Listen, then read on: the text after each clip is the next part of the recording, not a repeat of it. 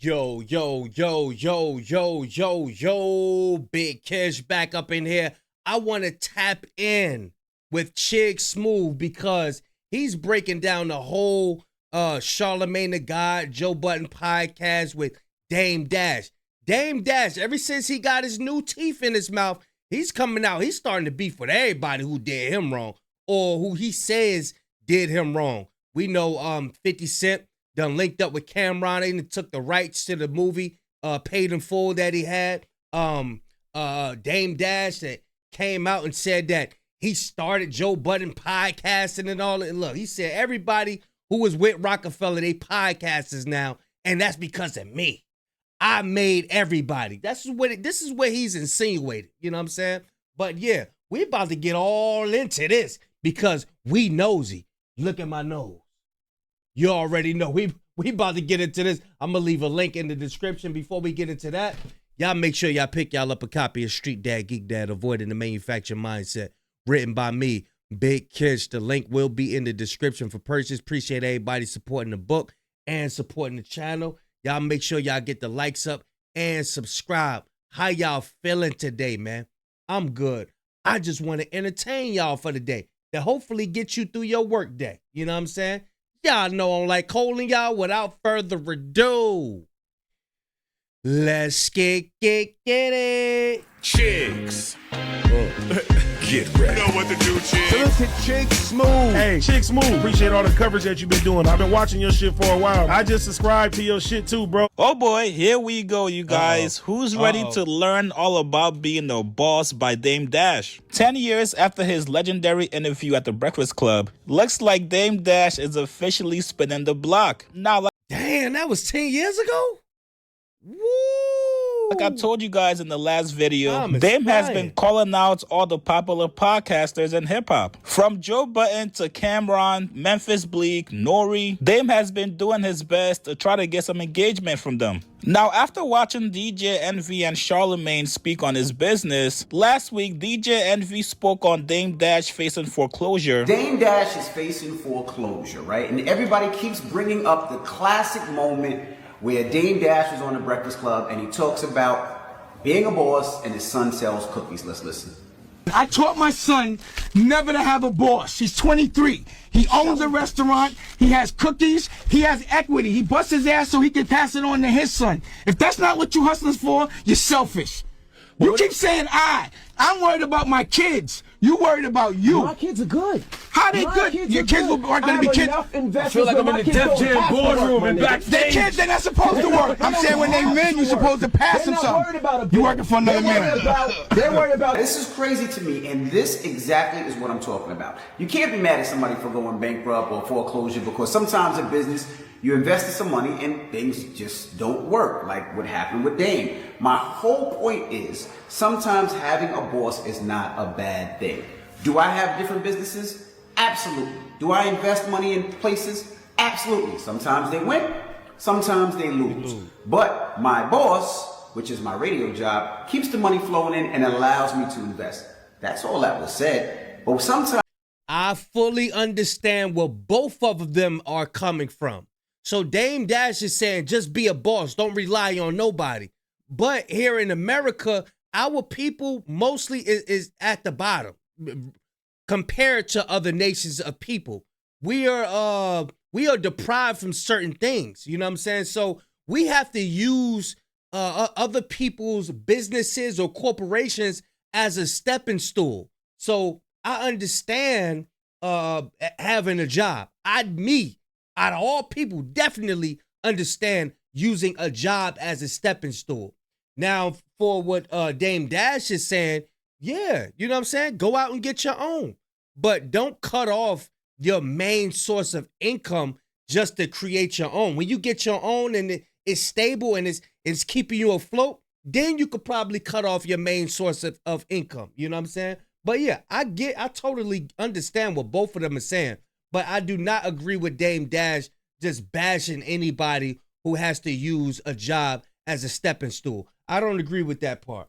sometimes when you go down the route of who needs a boss? Who has a boss? I don't have no boss. It puts you in a situation like this. Now, you never laugh, you always learn. Salute. And then last week, Charlemagne criticized Dame Dash for being salty at Cameron and 50 teaming up together in order to acquire the rights for the movie Paid in Full. Cam just made a post, major announcement. I want to congratulate him for making 50 his new boss.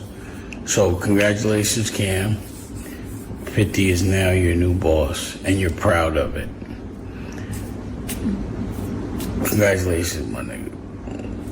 He mentioned, I would assume that it's a partnership and not him, being his boss.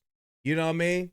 I don't think that's the way the business had went. that he has Dame Dash mentioned that he has no monthly income, no house, no car, no publicly traded stocks, retirement accounts, only about a little over $4,000 in worldly possessions. And he listed his assets as like guns, furs, jewelry, that equal up to like $2,500, TVs, computers, some electronics, and $100 cash in hand.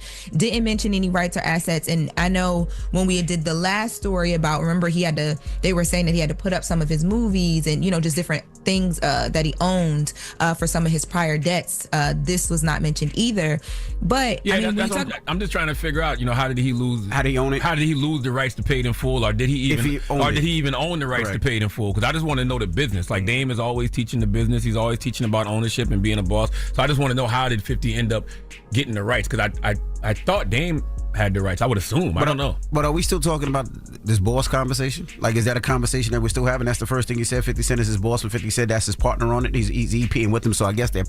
And let me make one thing clear. One, if a man don't work, he don't eat. That's what the Bible says. You know what I'm saying? Two, everybody is not fit or have the mindset of being a boss. Everybody's not going to get up early in the morning to make it their business to handle business. Some people have to work for other people. They just don't have it in them. They don't have the courage in them to do their own thing. Not everybody have that willpower. Partners. But I hate this boss conversation because I hate the fact that people be like, I don't need no boss. I don't want no boss. Well, sometimes not having a boss will lead you into foreclosure and only having assets that lead up to $2,400. Damn. Like, you can't keep having this boss conversation without having a real conversation about entrepreneurship and what you need to do as an entrepreneur. We can't keep having these conversations. Dan posted that old clip of him getting at you on Breakfast Club. I ain't see that in a long time. Got you a little hot this morning, huh? Nah, that clip is amazing. That clip is amazing. If you see what happens within 10 years and then you look at that clip, you be like, oh man, somebody made a bad decision. well, I will. Dame should be happy that the rights to Paid in Full went to another black man. And he should be happy that black man decided to make another black man the executive producer of the film. Not to mention Cam was a star of the original film. That sounds like good black business to me. Yeah. Collaborative business. And that sound like good black business to me. Two brothers getting together and owning the rights to a movie. You know what I'm saying? And that sound like good business to me. I agree, and I think the way that Kim has always been, a great storyteller, but he's been dominating content for so long. Him teamed up with 50. I'm really excited to see the way that they tell the story as well too. Yeah, you know what I mean? And it's unity and group operation. How can you not be happy at the fact that a black man got the rights to a film and decided to make another black man the executive producer? Like, people at the top are collaborating. Yeah. People at the bottom are competing. Yeah, and that's what Dame responded to DJ Envy and people at the top are collaborating. People at the bottom are competing. That was a bar right there. That was a bar. Yeah. People at the bottom are competing. Yeah, and that's what Dame responded to DJ Envy and Charlemagne criticizing him and told both of them, yo, I want a verbal fair one with both of you guys. Let's see if you accept. All I want is a fair one. Well, looks like Charlemagne and DJ Envy accepted the offer, and Dame will be on the Breakfast Club tomorrow morning. Now, obviously, the episode was taped today. The Breakfast Club released a very tense moment between Charlemagne and Dame. My name is Dame Dash, a.k.a. Dusko Poppington III. Tomorrow, I have a lot of announcements to make. I got to talk to Charlemagne and Envy about the things they say when I'm not there. You acting like a girl. You move like an old auntie. You an old Harlem auntie. I could punch you right in your face like a grown man. I won't. And you won't do shit. So, see you tomorrow. I think Charlemagne will fight. I think he will. I think, despite what people think about him, I think he would rump. I think he would thump. I think, yo, wanna rump with me? It's the real. Now, I don't know about you guys, but I cannot wait for this interview to come out tomorrow. It's going to be interesting to see if Dame is going to take a more humble approach than his previous interview at the Breakfast Club. Now that Dame is not in the same financial position, is he still going to be preaching all about being a boss? And this is also going to show the audience if Dame has grown at all. Right now, it seems like Dame is jealous of everybody around him. Everybody that became successful, everybody that's rich. Is this going to be the interview that's going to change people's perception about Dame? And let's not forget one of the main questions. Is Dame still going to be anti-Chatty Patty? This looks like the makings of a classic interview on the way. Hopefully Charlemagne and Envy were not scared to ask him all the questions the fans have been wondering. Now, also with Dame being in New York, is he going to make his rounds around the New York City podcast and radio stations? Is he also going to threaten to punch? Man, some people are just stuck in their ways. And with that being said, they are in their own way. I think that's the case for Dame Dash. I feels like he look at people as like little homies so much. It's like the times has changed and these so-called little homies has grown up and they're doing their own thing. And while he's still looking at them like that, he's unable to do business with them. He's unable to, look at them as equals. You know what I'm saying? So that's really getting in his way. He's not able to hit up 50 Cent like, yo, hey, let's work. He's not able to hit up Cam like, let's work. He's looking at him like, yo, y'all need to listen to me. And I think that's affecting him a great deal. Joe Button as well. So many questions. You guys get in the comments below. Dame finally got what he's been asking for, and that's to be invited up to a major hip-hop platform. How do you guys feel about this interview coming up? Are you guys looking forward to it? Like this video, subscribe to my channel. I'll see you guys later.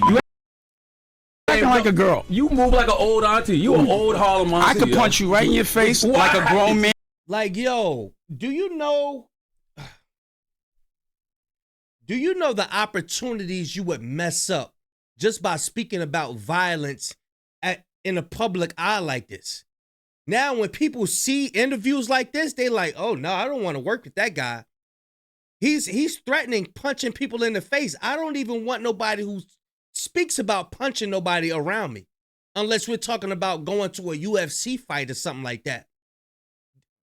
He's messy. He messing himself up.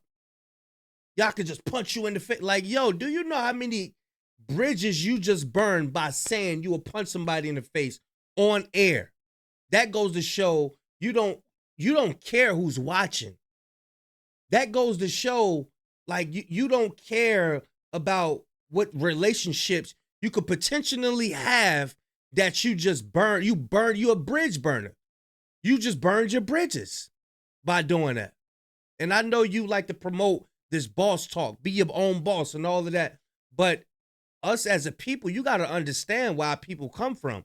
Everybody's not fit for that type of lifestyle, and being a boss ain't going to force themselves to wake up every morning.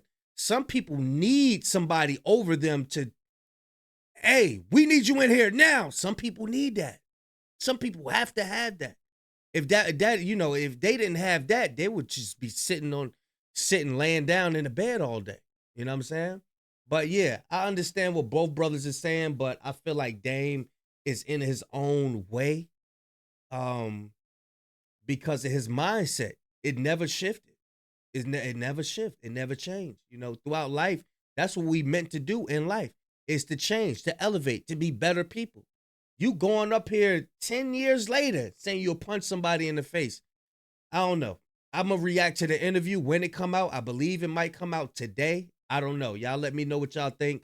Shout out to Chick Smooth. Y'all know I'm going to leave a link in the description. Hopefully y'all keep y'all entertained during your work day. Make sure y'all like and subscribe too, man.